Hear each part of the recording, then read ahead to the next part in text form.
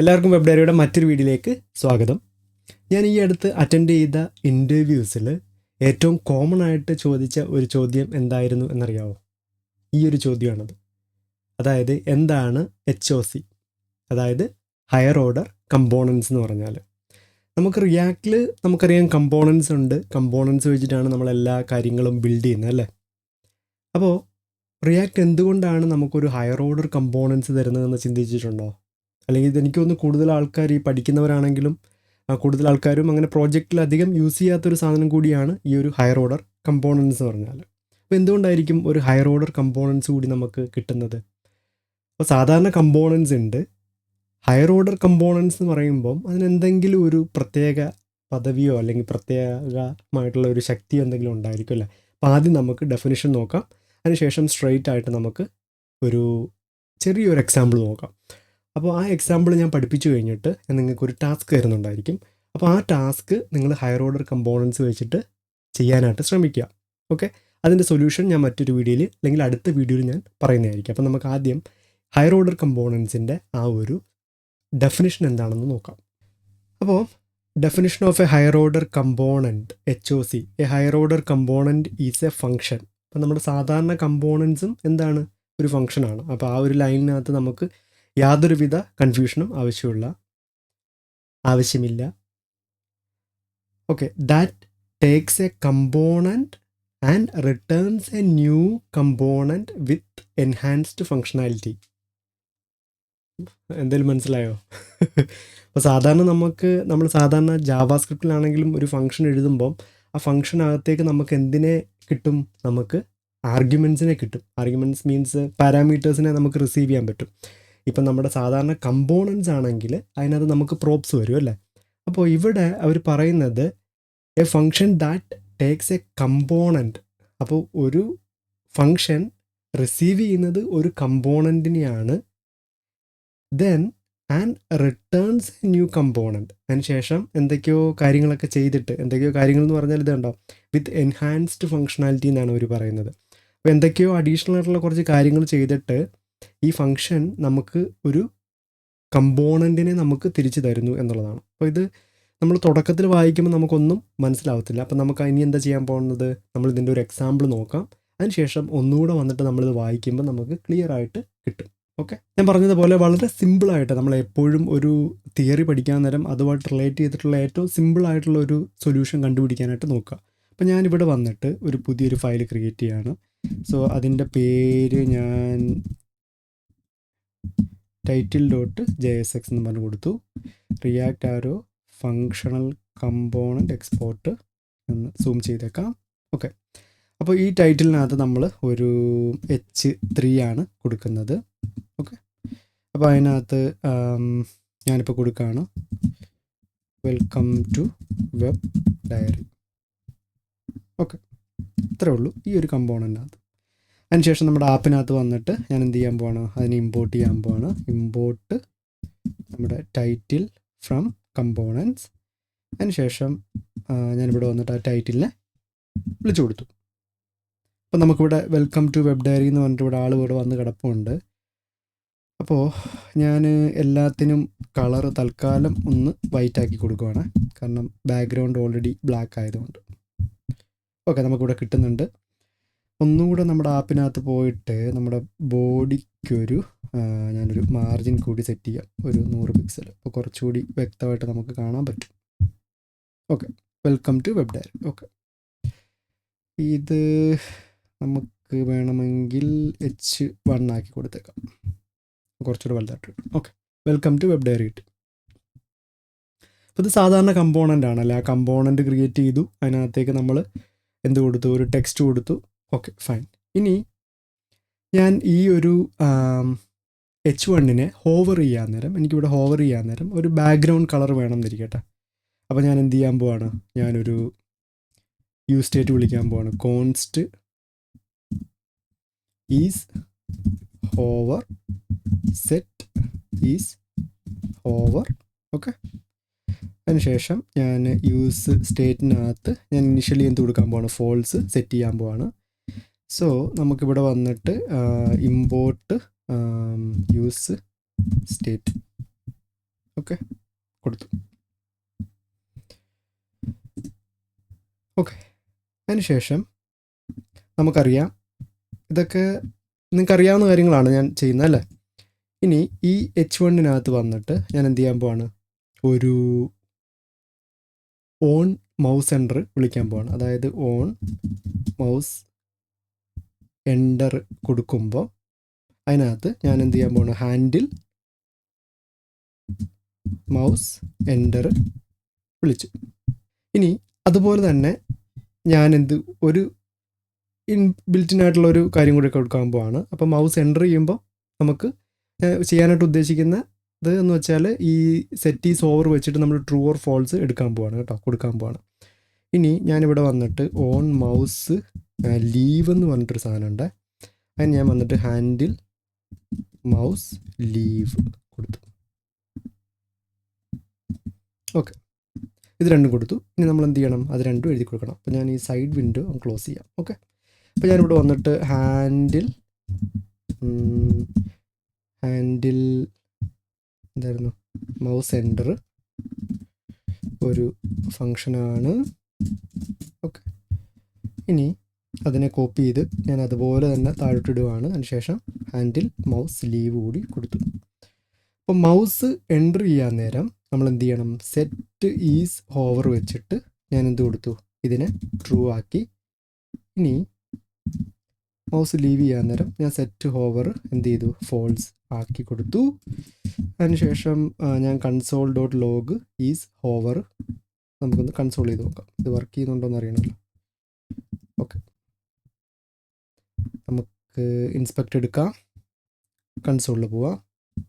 Okay, അപ്പം is hover എന്ന് പറയുന്നത് ബൈ ഡിഫോൾട്ട് ഫോൾസ് ആണ്. അപ്പോൾ ഞാനിവിടെ ഇപ്പോൾ ഹോവർ ചെയ്യാൻ നേരം കണ്ടോ, ഇവിടെ സൂം ചെയ്ത് തരാം, ഇതുണ്ടോ, നമ്മളിത് ഹോവർ ചെയ്യാൻ നേരം അത് ട്രൂ ഫോൾസ് വരുന്നുണ്ട്. ഓക്കെ, ഓക്കെ, ഇനി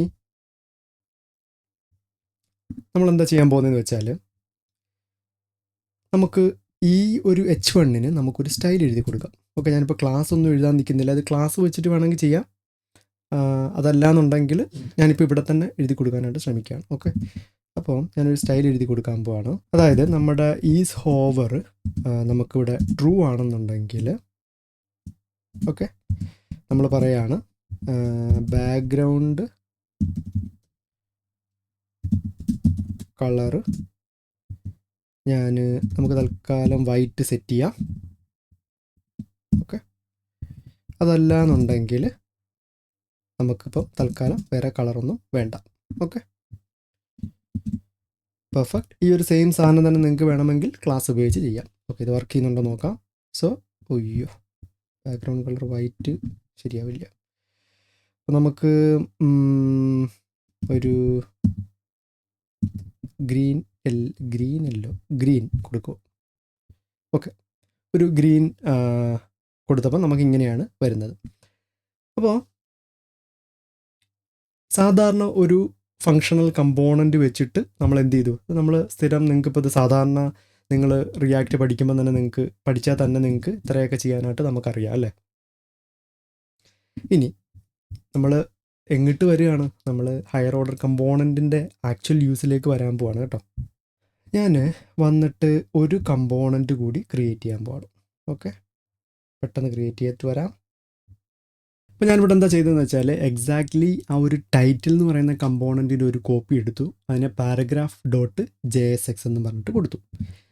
അതിനുശേഷം നിങ്ങൾ നോക്കുകയാണെന്നുണ്ടെങ്കിൽ പാരഗ്രാഫ് എന്നുള്ള പേരും ഞാനിവിടെ എക്സ്പോർട്ടിൽ മാറ്റിയിട്ടുണ്ട്, ഫംഗ്ഷൻ്റെ പേര് മാറ്റിയിട്ടുണ്ട്, ബാക്കിയെല്ലാം സെയിം ആണ്.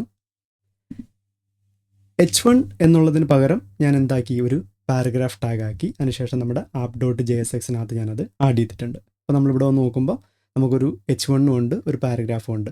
സോ നമ്മുടെ ടൈറ്റിലിനെ ഹോവർ ചെയ്യാൻ നേരം നമുക്കൊരു കളർ കിട്ടുന്നുണ്ട്, നമ്മുടെ പാരഗ്രാഫിനെ ഹോവർ ചെയ്യാൻ നേരം സെയിം കളർ കിട്ടുന്നുണ്ട്. അപ്പോൾ ഇവിടുത്തെ ഒരു പ്രശ്നം, രണ്ടും സെയിം കമ്പോണൻറ്റ് പോലൊക്കെയാണ് തോന്നുന്നത് അല്ലേ. അപ്പോൾ ഇവിടുത്തെ പ്രശ്നം എന്താണെന്ന് ചിന്തിച്ച് നോക്കിയാൽ ഒന്ന് പോസ് ചെയ്തിട്ട് ഈ കമ്പോണൻറ്റിൻ്റെയും ഈ കമ്പോണൻറ്റിലും നമ്മൾ ചെയ്ത മിസ്റ്റേക്ക് എന്താണ് കിട്ടി അല്ലേ, നിങ്ങൾക്ക് കിട്ടി. അതായത് നമുക്കിവിടെ ഈ ഒരു സ്റ്റേറ്റും ഈ handle mouse enter, handle mouse leave എന്നൊക്കെ പറയുന്നത് സെയിം നമ്മളിവിടെ രണ്ടിടത്തും റിപ്പീറ്റ് ചെയ്തിരിക്കുകയാണ് അല്ലേ. ഒരാവശ്യമില്ലാതെ നമ്മൾ രണ്ടിടത്തും, ഇനി നമുക്ക് വേറൊരു സ്ഥലത്തും അല്ലെങ്കിൽ ഓക്കെ രണ്ടിടത്തും റിപ്പീറ്റ് ചെയ്തു. ഇവിടെ ഇപ്പോൾ രണ്ടെണ്ണം ഞാൻ ക്രിയേറ്റ് ചെയ്തുള്ളൂ അവിടെ, അതുകൊണ്ട് രണ്ടെണ്ണത്തിൽ മാത്രമേ റിപ്പീറ്റ് ചെയ്തിട്ടുള്ളൂ. ഇനി എനിക്ക് കുറേ സ്ഥലത്ത് ഈ ഒരു സെയിം കൈൻഡ് ഓഫ് ആനിമേഷൻ വേണം എന്നുണ്ടെങ്കിലോ, ആനിമേഷൻ മാത്രമല്ല ഞാൻ പറയുന്നത്, ഒരു ഫങ്ഷണാലിറ്റി, അതായത് ഈ ഹോവർ എന്ന് പറയുന്ന ഫങ്ഷണാലിറ്റി അല്ലെങ്കിൽ ഇതുപോലെ മറ്റെന്തെങ്കിലും ഒരു ഫങ്ഷണാലിറ്റി നമുക്ക് കുറേ കമ്പോണൻസിൽ നമുക്ക് ആവശ്യമുണ്ട്. അപ്പോൾ എല്ലാ കമ്പോണൻസിലും അത് എഴുതി കൊടുക്കുന്നത് നല്ലൊരു തീരുമാനമാണോ? ഒരിക്കലുമല്ല. അപ്പോൾ ഇവിടെയാണ് നമ്മൾ ഹയർ ഓർഡർ കമ്പോണൻസിനെ യൂസ് ചെയ്യാനായിട്ട് പോകുന്നത്. അപ്പോൾ അതെങ്ങനെയാണ് നമുക്ക് പെട്ടെന്ന് നോക്കാം. അപ്പോൾ ഞാൻ സോഴ്സിനകത്ത് വന്നിട്ട് ഞാനൊരു ഫോൾഡർ ക്രിയേറ്റ് ചെയ്യുകയാണ്. അതിന് ഞാൻ HOC എന്ന് പറഞ്ഞിട്ട് കൊടുത്തു. ഓക്കെ, ഹയർ ഓർഡർ കമ്പോണൻസ് പറഞ്ഞിട്ട് കൊടുത്തു.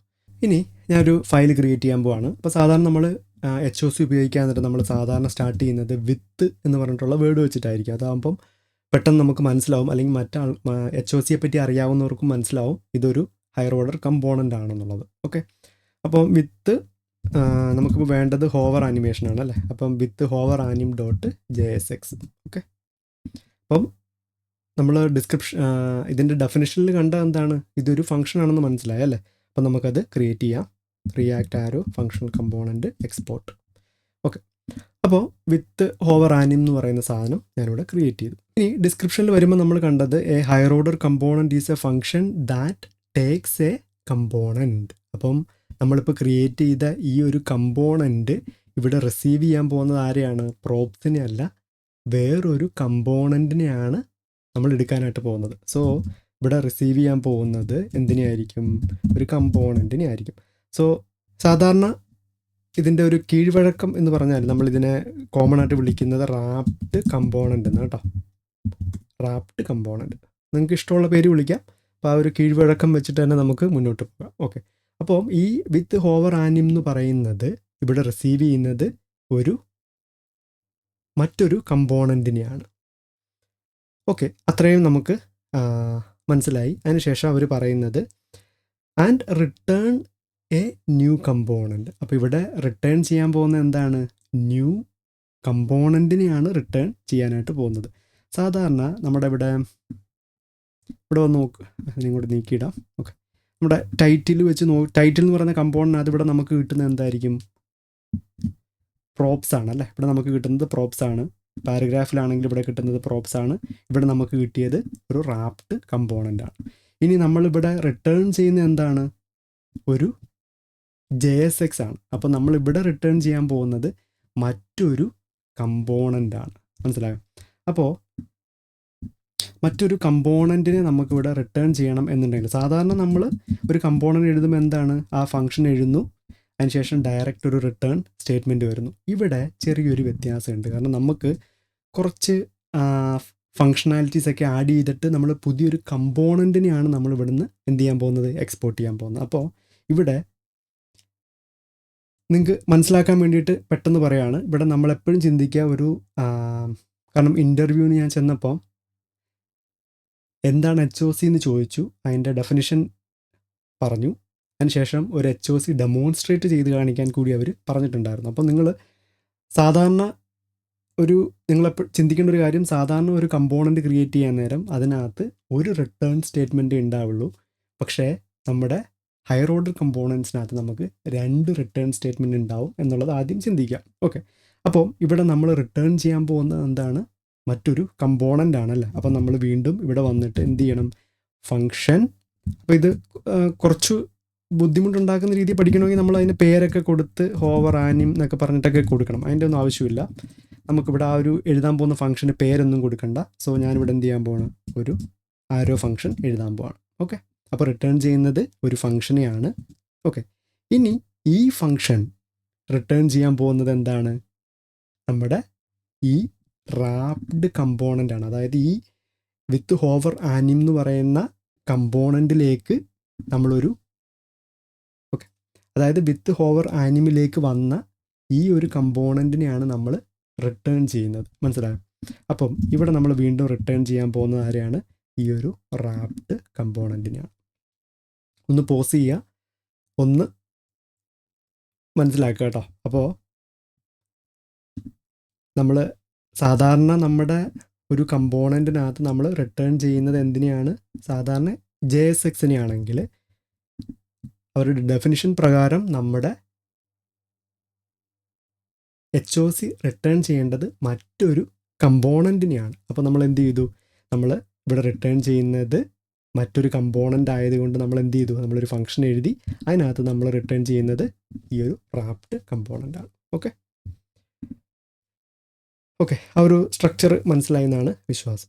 ഓക്കെ, ഇനി ഞാൻ ചെയ്യാൻ പോകുന്നത്, ഓക്കെ, അപ്പോൾ നമ്മൾ എഴുതി returns a new component. Okay, അപ്പം എങ്ങനെയാണ് അത് റിട്ടേൺ ചെയ്യേണ്ടത്? വിത്ത് എൻഹാൻസ്ഡ് ഫങ്ഷണാലിറ്റി അല്ലേ. അപ്പോൾ എൻഹാൻസ്ഡ് ഫങ്ഷണാലിറ്റി എന്ന് പറയുമ്പോൾ ഇപ്പോഴും നിങ്ങൾക്ക് ആ ഒരു ഏകദേശ ധാരണ കിട്ടിയിട്ടുണ്ടോ എന്ന് എനിക്കറിയത്തില്ല.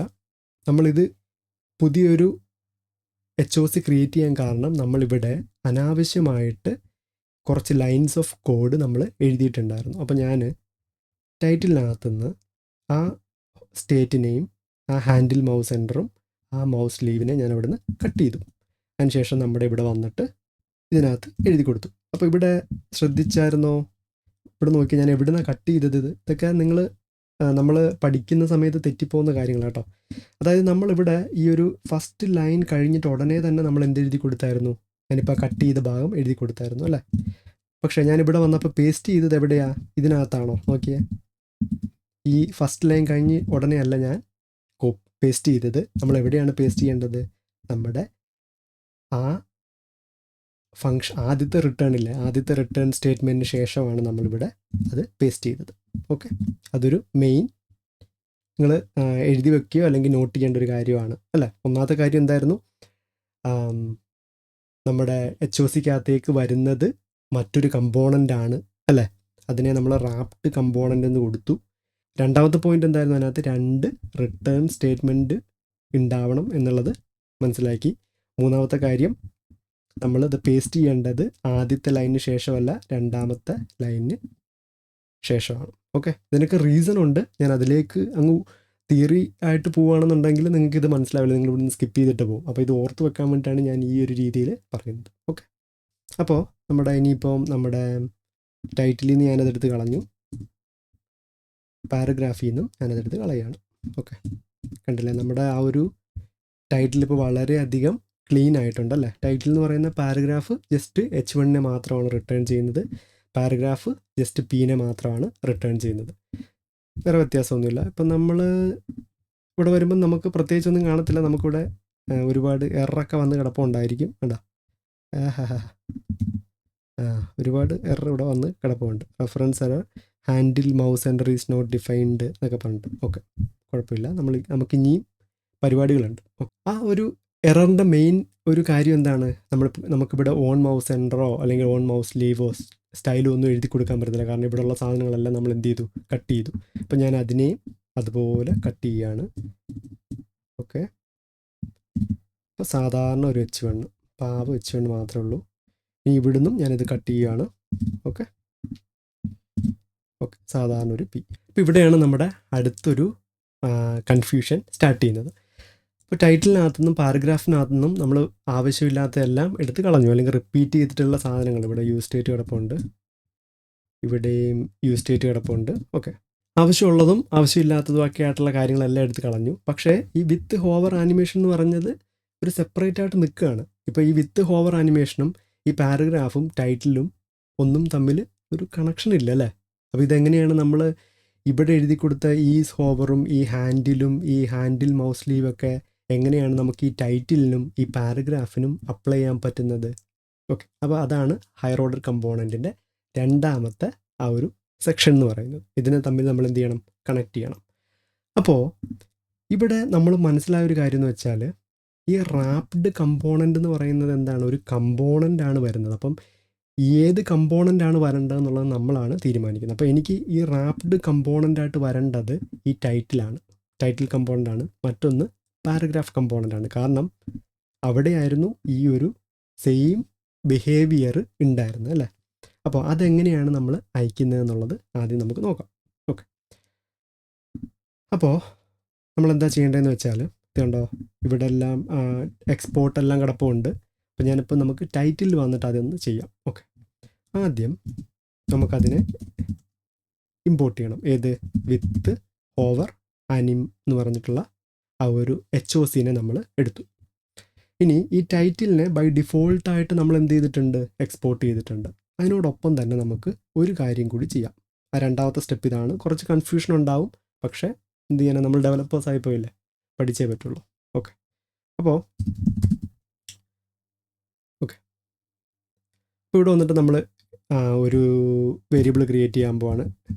Title with over anim. Okay, is equal to title with over anim is equal to നമ്മുടെ ഇപ്പം ഇവിടെ ഇമ്പോർട്ട് ചെയ്തിട്ടുള്ള ഈ ഒരു സാധനം വിത്ത് ഓവർ ആനിം. ഓക്കെ, അപ്പോൾ ഈ വിത്ത് ഓവർ ആനിം എന്ന് പറഞ്ഞാൽ എന്താണ്? തിയറി എന്ന് നോക്കിയേ, ഒരു ഹയർ ഓർഡർ കമ്പോണൻ്റ് ആണ്. അപ്പോൾ higher order component is A function. അപ്പോൾ ഫംഗ്ഷൻ ഇൻവോക്ക് ചെയ്യുന്നത് എങ്ങനെയാണ്? സാധാരണ ജാവാസ്ക്രിപ്റ്റിൽ ഒരു സം എഴുതുവാണെന്നുണ്ടെങ്കിൽ സം എന്ന് പറയുന്ന ഫംഗ്ഷൻ്റെ ബോഡി എഴുതി കഴിഞ്ഞിട്ട് അതിനെ ഇൻവോക്ക് ചെയ്യുന്നത് എങ്ങനെയാണ് അതിനെ വിളിക്കുന്നത്? സം എന്ന് എഴുതും, ഒരു ബ്രാക്കറ്റ് കൊടുക്കും അല്ലേ. അപ്പോൾ ഈ വിത്ത് ഓവർ ആനിമേഷൻ എന്ന് പറഞ്ഞാൽ എന്താണ്? ഒരു ഫംഗ്ഷനാണ് അല്ലേ. അത് ഇവിടുന്ന് നമ്മൾ എക്സ്പോർട്ട് ചെയ്യുന്നുണ്ട്, അതിനെ നമ്മളിവിടെ ഇമ്പോർട്ട് ചെയ്തു. അപ്പോൾ നമുക്ക് വിത്ത് ഓവർ ആനിം എന്ന് പറയുന്നത് ഒരു ഫംഗ്ഷൻ ആയതുകൊണ്ട് നമുക്ക് തീർച്ചയായിട്ടും എന്ത് കൊടുക്കാം? ഈ ഒരു ബ്രാക്കറ്റ് കൊടുക്കാനായിട്ട് പറ്റും. അപ്പം പ്ലെയിൻ ജാവാസ്ക്രിപ്റ്റ് ചിന്തിച്ചാൽ മതി. അപ്പോൾ ഇത് ഈ വിത്ത് ഓവർ ആനിമേഷൻ ഇവിടുന്ന് എക്സിക്യൂട്ട് ചെയ്ത് കഴിയുമ്പം ഇതെന്ത് ചെയ്യും? ഇത് റിട്ടേൺ ചെയ്യുന്നത് എന്താണ്? ഒരു റാപ്ഡ് കമ്പോണൻറ്റിനെ റിട്ടേൺ ചെയ്യുന്നുള്ളത് മനസ്സിലായി അല്ലേ. അപ്പോൾ ഇപ്പോൾ ഫോർ എക്സാമ്പിൾ നിങ്ങൾക്ക് മനസ്സിലാവുന്നില്ല എന്നുണ്ടെങ്കിൽ ഞാൻ ജസ്റ്റ് പെട്ടെന്ന് പറയാം. ഇപ്പോൾ കോൺസ്റ്റ് സം ഈസ് ഈക്വൽ അല്ലെങ്കിൽ sum result is equal to sum എന്ന് പറയുന്ന ഫംഗ്ഷൻ കണ്ട, ഇത്രയാണ് ഞാനിപ്പം ഈ എഴുതി കൊടുത്തിട്ടുള്ളത്. ഈ സം എന്ന് പറയുന്ന ഫംഗ്ഷൻ ഒരു പക്ഷേ നമുക്കിവിടെ കിടപ്പുണ്ടായിരിക്കും അല്ലേ. Const sum is equal to ഒരു ഫംഗ്ഷൻ, അതിനകത്ത് നമുക്ക് റിട്ടേൺ A+B ഇത്രയും കിടപ്പുണ്ടാവും. ഇത്രയാണ് നമ്മളിപ്പം ചെയ്തിട്ടുള്ളത്. നിങ്ങൾക്കൊന്ന് റിലേറ്റ് ചെയ്യാൻ വേണ്ടിയിട്ട് പറഞ്ഞതാണ്. അപ്പോൾ ഇവിടെ A+B എന്ന് പറയുമ്പോൾ ഇവിടെ എനെയും ബിനെയും നമ്മളിവിടെ എന്ത് ചെയ്യണം? റിസീവ് ചെയ്യണം അല്ലേ. എനെയും ബിനെയും നമ്മൾ റിസീവ് ചെയ്യണം പാരാമീറ്ററായിട്ട്. അതുപോലെ നമുക്കിവിടെ റാപ്ഡ് കമ്പോണൻറ്റ് നമ്മൾ റിസീവ് ചെയ്തു. അപ്പം ഇത് ക്ലിയറായി. ഇവിടെ നമ്മൾ എന്താണ് മിസ് ചെയ്യുന്നത്? ഇവിടെ നമ്മുടെ സമ്മിനകത്ത് നമ്മൾ ഇപ്പോൾ 10,20 അയച്ചു കൊടുത്താൽ മാത്രമേ ഈ 10,20 നമ്മുടെ ഇവിടെ എയ്ക്കും ബിക്കും അസൈൻ ആവുള്ളൂ. അതിനുശേഷം റിട്ടേൺ 10+20. മനസ്സിലായില്ല? അപ്പം സെയിം ആയിട്ട് നമ്മുടെ ടൈറ്റിലിനകത്ത് നമ്മൾ എന്താണ് ഇപ്പോൾ ഇവിടെ മിസ് ചെയ്തിട്ടുള്ളത്? വിത്ത് ഓവർ ആനിമേഷനകത്തേക്ക്, ആ ഒരു കമ്പോണൻറ്റിനകത്തേക്ക് നമ്മുടെ ഈ ഒരു ടൈറ്റിലിനെ ഞാൻ അയച്ചു കൊടുത്തു കണ്ടോ. അപ്പോൾ അത് ശരിക്കും പറഞ്ഞാൽ ജാവാസ്ക്രിപ്റ്റിൻ്റെ ബേസിലാണല്ലോ ഇതെല്ലാം പോകുന്നത്. അപ്പോൾ ആ ഒരു കാഴ്ചപ്പാടിൽ ചിന്തിക്കുകയാണെന്നുണ്ടെങ്കിൽ റിയാക്ട് വളരെയധികം ഈസിയാണ് കേട്ടോ. ഇനി നമ്മൾ എന്ത് ചെയ്യണം? ഇതിനെ എക്സ്പോർട്ട് ചെയ്യണം. ഇതിനെ നമ്മൾ എക്സ്പോർട്ട് ചെയ്തു. ഓക്കെ, അപ്പോൾ വിത്ത് ഓവർ ആനിം എന്ന് പറയുന്ന HOCയിലേക്ക് നമ്മൾ ഈ ടൈറ്റിൽ എന്ന് പറയുന്ന കമ്പോണൻറ്റിനെ അയച്ചു കൊടുക്കുന്നു. ഇനി വിത്ത് ഓവർ ആനിമേഷനിൽ എന്ന് പറയുന്ന കമ്പോണൻറ്റിൽ വരുമ്പം ഈ റാപ്ഡ് കമ്പോണൻറ്റ് ഇപ്പം ആരെയാണ് ഹോൾഡ് ചെയ്തിരിക്കുന്നത്? നമ്മുടെ ടൈറ്റിൽ എന്ന് പറയുന്ന കമ്പോണൻറ്റിനെയാണ് അല്ലേ. അപ്പോൾ ഒന്ന് വായിച്ചു നോക്കി. ഇവിടെ A higher order component is A function that takes a component അല്ലേ. അപ്പം നമുക്കിവിടെ കമ്പോണൻറ്റിനെ ഇവിടെ കിട്ടി, ടൈറ്റിൽ കമ്പോണൻറ്റിനെ കിട്ടി. ആ ടൈറ്റിൽ കമ്പോണൻറ്റിനകത്ത് നമ്മൾ മുമ്പേ ചെയ്തിട്ടുണ്ടായിരുന്ന handle mouse enter, handle mouse move എല്ലാം ഇവിടെ അവൈലബിൾ ആണ്. ഇനി നമ്മൾ എന്താ ചെയ്യേണ്ടത്? നമ്മൾ സാധാരണ ഇവിടെ ചെയ്യുന്നതെന്ന് വെച്ചാൽ ഞാൻ ഇതിനെ ഒന്ന് ഒരു ഡിവിനകത്തേക്ക് മാറ്റുകയാണ് കേട്ടോ. ഓക്കെ, ഒരു ഡിവിനകത്തേക്ക് മാറ്റുകയാണ്, റാപ്ഡ് കമ്പോണൻറ്റിനകത്തേക്ക്. ഈ റാപ്ഡ് കമ്പോണൻറ്റ് ഇപ്പോൾ ആരാണ്? ആ ഒരു ടൈറ്റിലാണ്. ഓക്കെ, ഇനി നമ്മൾ മുമ്പേ എഴുതി കൊടുത്തതിൻ്റെ കൂട്ട് നമുക്ക് എന്ത് ചെയ്യാൻ പറ്റും? ഇപ്പോൾ നമ്മൾ മുമ്പേ എഴുതി കൊടുത്തതിൻ്റെ കൂട്ട് ഓൺ മൗസ് എൻ്ററിനകത്ത് ഞാൻ എന്ത് കൊടുക്കാൻ പോകുന്നത്? Handle mouse enter. Okay, on mouse ലീവിനകത്ത് ഹാൻഡിൽ മൗസ് ലീവും ഞാൻ മുമ്പേ അപ്പുറത്ത് കട്ട് ചെയ്തായിരുന്നല്ലോ, ആ സെയിം സാധനം തന്നെ എഴുതി കൊടുക്കുകയാണ്. ഇനി സ്റ്റൈൽ എന്ന് പറയുന്നത് അപ്പോൾ മുമ്പേ എഴുതി കൊടുത്തതിൻ്റെ കൂട്ട് നമ്മൾ ഓൺ മൗസ് എൻ്ററും ഓൺ മൗസ് ലീവും സ്റ്റൈലും എല്ലാം ഞാൻ ആഡ് ചെയ്ത് കൊടുത്തു.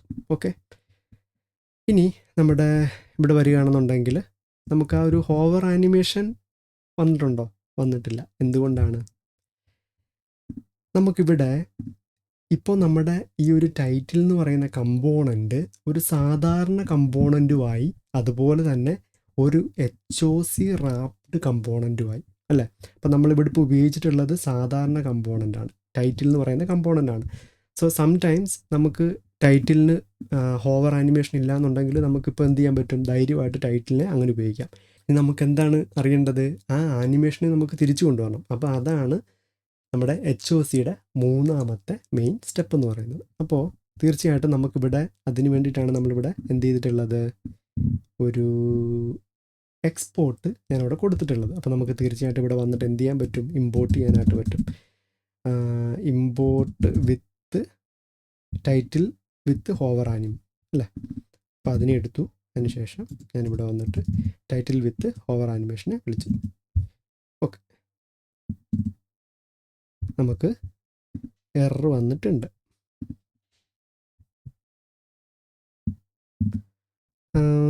Use state is not defined. ഇവിടെ ഒരു യൂസ് സ്റ്റേറ്റ് നമ്മൾ ഉപയോഗിച്ചിട്ടുണ്ടായിരുന്നു, പക്ഷേ ഞാൻ അതിനെ ഇമ്പോർട്ട് ചെയ്തിട്ടില്ല. Import use state. ഓക്കെ, ഇപ്പോഴോ? ഓക്കെ, ഇപ്പോൾ വന്നിട്ടുണ്ട്. അപ്പോൾ ഇവിടെ welcome to web diary, welcome to web diary എന്ന് 2 തവണ വന്നിട്ടുണ്ട് അല്ലേ? എന്തുകൊണ്ടാണ്? ഞാൻ പറഞ്ഞിട്ടുണ്ടായിരുന്നു ഇവിടെ നമുക്കിപ്പോൾ 2 എക്സ്പോർട്ട് ഉണ്ട്. സാധാരണ നമ്മുടെ ഒരു ടൈറ്റിൽ വിത്തൗട്ട് ആനിമേഷൻ. ഇവിടെ രണ്ടാമത്തെ എക്സ്പോർട്ട് എന്ന് പറഞ്ഞാൽ നമുക്ക് കിട്ടുന്നത് ഈ പരിപാടികളെല്ലാം ചെയ്ത് കഴിഞ്ഞിട്ട് നമ്മുടെ റാപ്ഡ് കമ്പോണൻറ്റ് കണ്ടോ, അതിനെ നമുക്ക് തിരിച്ച് കിട്ടുകയാണ് വിത്ത് എൻഹാൻസ്മെൻറ്റ്. നമ്മൾ എന്തൊക്കെ എൻഹാൻസ്മെൻറ്റാണ് ചെയ്തത്? അതിനകത്തേക്ക് നമ്മൾ മൗസ് സെൻറ്റർ, മൗസ് ലീവ്, സ്റ്റൈലൊക്കെ ആഡ് ചെയ്തു.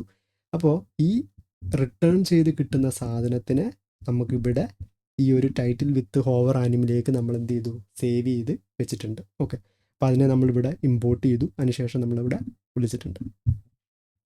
ഇനി ഇവിടെ വന്ന് നോക്കുമ്പോൾ ഇത് കണ്ടോ, നമുക്കിവിടെ ആ ഒരു ആനിമേഷനെ കിട്ടുന്നുണ്ട്, ഇവിടെ ആനിമേഷനെ കിട്ടുന്നില്ല.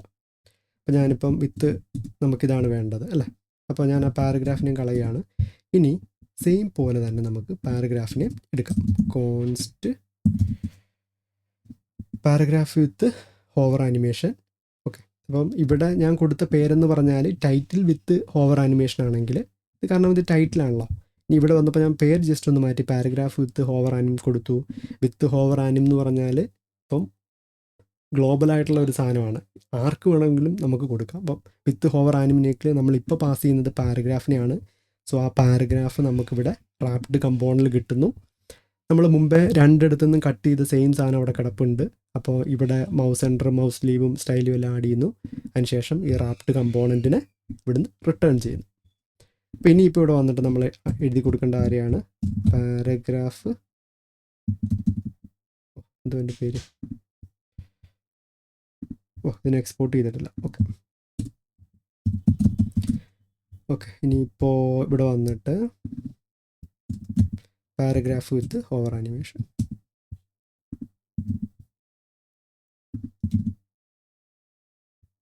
വിത്ത് hover anime is not defined. Yes, തീർച്ചയായിട്ടും, കാരണം നമ്മളിവിടെ ഈ ഒരു വിത്ത് ഹോവർ ആനിമി എഴുതിയിട്ടുണ്ട്, പക്ഷേ അതിന് ഇമ്പോർട്ട് ചെയ്തിട്ടില്ല.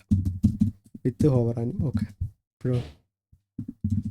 ഓക്കെ, ഇപ്പോൾ മുമ്പേ നമ്മൾ കണ്ടതുപോലെ തന്നെ ആ ഒരു ടൈറ്റിലും കിട്ടിയിട്ടുണ്ട്, പാരഗ്രാഫും കിട്ടിയിട്ടുണ്ട്. അപ്പോൾ നമ്മൾ ഇതിനെ ഹോവർ ചെയ്യുമ്പം ഗ്രീൻ കളർ വരുന്നുണ്ട്, ഇതിനെ ഹോവർ ചെയ്യുമ്പോഴും ഗ്രീൻ കളർ വരുന്നുണ്ട്, കണ്ടില്ലേ? അപ്പോൾ നമുക്ക് നമ്മുടെ ടൈറ്റിൽ എന്ന് പറയുന്ന കമ്പോണൻറ്റ് വളരെ സിമ്പിളായിട്ട് അവിടെ കിടപ്പുണ്ട്. ഇനി പാരഗ്രാഫ് എന്ന് പറയുന്നതും വളരെ സിമ്പിളായിട്ട് അവിടെ കിടപ്പുണ്ട്. ഇനി വിത്ത് ഹോവർ ആനിമേഷൻ എന്ന് പറയുന്ന HOC ആണ് ആ 2 കമ്പോണൻറ്റിലും കോമൺ ആയിട്ടുണ്ടായിരുന്ന ലോജിക്സ് ഹാൻഡിൽ ചെയ്യുന്നത് അല്ലേ? അപ്പം സ്റ്റേറ്റും ബാക്കി കാര്യങ്ങളെല്ലാം ചെയ്യുന്ന അതാണ്. ഓക്കെ, അപ്പോൾ ഇത് ആദ്യം കുറച്ചൊരു കൺഫ്യൂഷൻ ഉണ്ടാക്കാനുള്ള സാധ്യത കൂടുതലാണ്, പക്ഷേ നിങ്ങളൊന്ന് പ്രാക്ടീസ് ചെയ്യുകയാണെന്നുണ്ടെങ്കിൽ ഇത് വളരെയധികം യൂസ്ഫുള്ളാണ്. ഇതെന്തിനാണ് ഇങ്ങനെ യൂസ് ചെയ്യുന്നതെന്ന് വെച്ചാൽ, ഒന്നാമത്തെ കാര്യം ഞാൻ ഈ പറഞ്ഞതിൻ്റെ കൂട്ട് നമ്മുടെ കമ്പോണൻ്റായിട്ട് തന്നെ നിൽക്കും. അതിനകത്തേക്ക് നമുക്ക് ഈ അനാവശ്യമായിട്ട് ഉള്ള ഈ ലോജിക്കും കാര്യങ്ങളും ഒന്നും ആഡ് ചെയ്യേണ്ട കാര്യമില്ല. കാരണം ഈ ടൈറ്റിൽ എന്ന് പറയുന്ന കമ്പോണൻറ്റിൻ്റെ ഉദ്ദേശം ഒരു ടൈറ്റിൽ കാണിക്കുക എന്നുള്ളതാണ്. അതിൻ്റെ ഹോവറും അതിൻ്റെ ബാക്കി മൗസ് സെൻറ്റർ, മൗസ് ലീവ് അല്ലെങ്കിൽ വേറെ ഏതെങ്കിലുമൊക്കെ ലോജിക്സും കാര്യങ്ങളും ഒന്നും നമ്മൾ ഈ ടൈറ്റിലേക്ക് കുത്തി നിറയ്ക്കേണ്ട കാര്യമില്ല. അങ്ങനെ കുത്തി നിറയ്ക്കാം, പക്ഷേ എന്താ പ്രശ്നം, അത് ഒന്നുകിൽ ഒരു വലിയൊരു കമ്പോണൻ്റ് ആയിട്ട് മാറും അല്ലേ. ഇവിടെ ഒരാൾ വരുമ്പം ഇവിടെ വളരെ ഈസി ആയിട്ട് അയാൾക്ക് എന്ത് ചെയ്യാൻ പറ്റും, ആ ലോജിക്കിനെ എല്ലാം കൂടി മെയിനായിട്ട് ഇതിന് വേണ്ടിയിട്ടാണ് ഉപയോഗിക്കുന്നത്. ഇങ്ങനെ കോമൺ ആയിട്ട് വരുന്ന ലോജിക്സിനെ നമുക്ക് എന്ത് ചെയ്യാൻ പറ്റും, നമുക്ക് മറ്റൊരു കമ്പോണൻറ്റിലേക്ക് അസൈൻ ചെയ്ത് കൊടുക്കാം. ഓക്കെ, അതിന് വേണ്ടിയിട്ടാണ് മെയിൻ നമ്മൾ HOC എന്ന് പറയുന്ന component, higher order component use ചെയ്യുന്നത്. ഹയർ ഓർഡർ കമ്പോണൻസ് ഒരു ഏകദേശം ഒരു 50% എങ്കിലും മനസ്സിലായി എന്നാണ് എൻ്റെ ഒരു വിശ്വാസം. ഇത് ചെയ്ത് നോക്കിയാൽ മാത്രമേ നിങ്ങൾക്ക് മനസ്സിലാവുള്ളൂ കേട്ടോ. ഓക്കെ, അപ്പോൾ നിങ്ങൾക്കുള്ള ടാസ്ക് എന്ന് പറഞ്ഞാൽ നമ്മൾ ഒരു ഫോം എലമെൻറ്റ് ക്രിയേറ്റ് ചെയ്യുക, ഒരു ഫോം കമ്പോണൻറ്റ് ക്രിയേറ്റ് ചെയ്യുക. അതിനകത്ത് നമുക്കിപ്പം ഒരു സർവീസ് ഫോം ഉണ്ട്, ഒരു കോണ്ടാക്റ്റസ് ഫോം ഉണ്ടെന്നിരിക്കട്ടെ, 2 ഫോം ഉണ്ട്. അപ്പോൾ ആ 2 ഫോമിനകത്തും ഒരു നെയിം, ഇമെയിൽ, ഫോൺ നമ്പർ, പിന്നൊരു ടെക്സ്റ്റ് ഏരിയ ഉണ്ടെന്നിരിക്കട്ടെ. അപ്പോൾ ഇത് മിക്സ് ചെയ്ത് കൊടുക്കാം. ആദ്യത്തേനകത്ത് കോണ്ടാക്റ്റസിനകത്ത് കോണ്ടാക്റ്റ് നമ്പർ, നെയിം, പിന്നെ ഒരു ടെക്സ്റ്റും.